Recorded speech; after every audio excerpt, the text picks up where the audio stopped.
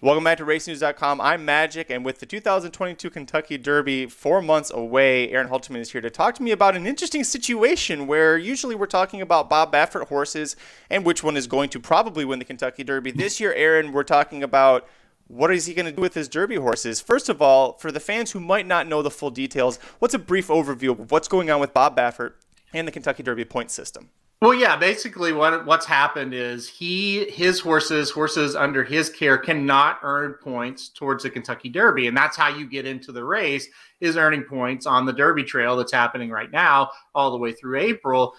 So his horses can't earn points for that, so therefore they can't run in that. And then the other problem is, he's banned from the race anyway, the Kentucky Derby itself. So even and say somebody earned points with another horse and then gave it to Bob Baffert, well, he still couldn't run in it. So it makes a big problem because you look at the leaderboard right now of Kentucky Derby points getters, there's no Baffert horses obviously on the list. You look at my top 20, 5 of the 20 horses are Bob Baffert trainees. So it's an interesting situation.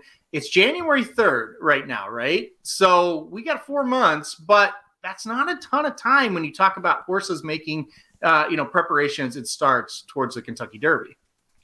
So when it comes to Kentucky Derby horses, potential horses that are currently with Bob Baffert, the owners, they basically have 3 options, right? They'll be able to get in and run with Bob Baffert if he ends up suing and he has a crack lawyer team, so that is a strong possibility. There is a possibility that the owners decide to keep the horses with Bob Baffert and just skip the Kentucky Derby entirely. That's an interesting decision, but is one that's also possible. And then, of course, there is the simple one that the Kentucky Derby committee thought would happen, which is the owners change trainers. We'll start with that one because we haven't seen a single ownership group really leave Bob Baffert and go to another trainer with a Kentucky Derby prospect. How likely is it, do you think, that this ever happens? It's crazy, Magic. I think everybody on the Racing Dudes team and a lot of people around horse racing, when Churchill Downs made this announcement well before the first prep race for 2022 Kentucky Derby, we're all like, wow, that is a decision banning Bob Baffert from earning points, not just the race, but earning points towards the Kentucky Derby. That's a decision that could really hurt him because I don't think they'll send him a lot of good 2-year-olds because why would you? You're trying to win the Derby, as most of these big owners are. You're not going to send him with a trainer who can't earn points or run in the race. That didn't happen. He got the same quality horses that he always did. So now, like I said, we sit here January 3rd. They haven't changed trainers yet. Okay? You got 50-point races and 100-point races coming up soon. Those are basically winning your in events for the Kentucky Derby. They don't word them that way, but that's basically what they are. Are these trainers just going to stay with him? Are they not going to change? Because take a horse like Newgrange, who just won the Sham. The San Felipe is probably next. That's a win in your in, basically, for the Kentucky Derby. If he wins under Baffert's care, as of right now, that means nothing. So the owners changing trainers seems like the most logical situation here, right? It seems like the answer. But with each passing day that those horses stay with Bob Baffert, that looks less and less likely like it's going to happen. The most pessimistic way of this situation resolving itself is that Bob Baffert and his crack lawyer team sue and either get an injunction to allow him to temporarily start earning Kentucky Derby points or just outright be granted the ability to continue earning points for all of his runners. That is the one from the poll that we had on Twitter that the fans said was most likely to happen. Do you think that this is the most likely thing to happen, that Bob Baffert and his team sues and his horses are able to run? I say yes, only because we saw him do it with NYRA. NYRA tried to ban Bob Baffert, and that's, he went through the same steps that you just laid out, and now he can run horses in New York. He was able to go to Saratoga. He went to Belmont. He's been to Aqueduct. So, he can do that now. And like I said, could that happen with the Kentucky Derby? I think everybody says, yeah, that's definitely the case. And maybe the owners sticking with him, they kind of know in the back of their minds, okay, he's going to be able to get there and to be able to earn points eventually and get to the Kentucky Derby. So, yeah, I think why it won the Twitter poll, why we think that way. It's because we've seen it before. We've seen it happen. And we've seen for years trainers get in some trouble and then be able to get, quote unquote, get away with it, get a lesser penalty or get no penalty at all. So I think that's yes, definitely the most likely situation here. But again, with each passing day, it becomes a little more of a maybe not, because like I said, we've got big races coming up soon where these horses need to earn points. So we'll see what happens. We'll see how quickly they can get that done. The option that seems most implausible in a given scenario, and the one that got the least amount of votes, is that the horses just skip the Kentucky Derby altogether. They compete in every prep race. They don't earn any points. But based off of this theory, Aaron, we could have 5 Bob Baffert horses in the Preakness Stakes 2 weeks after the Kentucky Derby. I think, first of all, that guarantees nobody's winning a Triple Crown this year. But second of all, how likely is this scenario? If you would have asked me a month ago, I said there's 0% chance. But again, we sit here January 3rd, and not one ownership group has changed a 3-year-old or a 2-year-old, let's say if you go back to last year, to a different barn.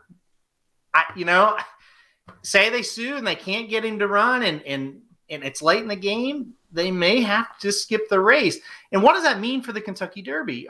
Do we have a group of people now saying, I don't think this race is as important as you people think it is?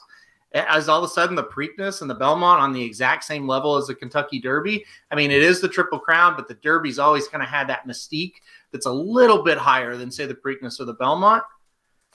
You tell me, Magic. I mean, I think, like I said, if we sit here a month from now and nothing's changed, I think it's very possible that all his horses may just skip the Kentucky Derby. And what a show of solidarity from his owners to say, hey, we're skipping, a race that everybody wants to win because we support Bob Baffert. I mean, that would really be a thing that would open up a lot of different thoughts, ideas, and ultimately, I think it would hurt the Kentucky Derby.